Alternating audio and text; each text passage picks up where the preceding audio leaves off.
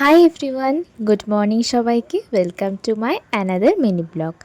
আজকে সকালবেলায় বাইরে গিয়ে দেখছি বাবা বাজার থেকে এতগুলো কুল নিয়ে এসেছে আর মা এগুলো রোদে শুকোচ্ছে।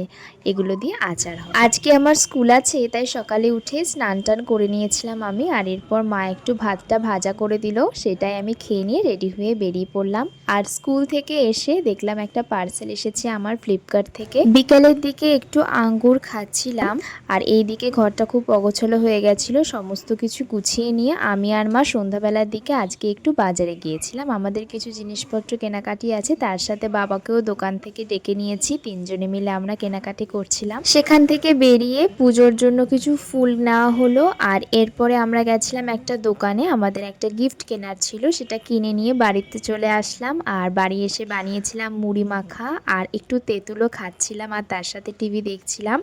তো আজকের দিনটা এভাবেই কাটলো। আবারও দেখা হচ্ছে পরের ভিডিওতে। আজকের মতো এই পর্যন্ত, টাটা।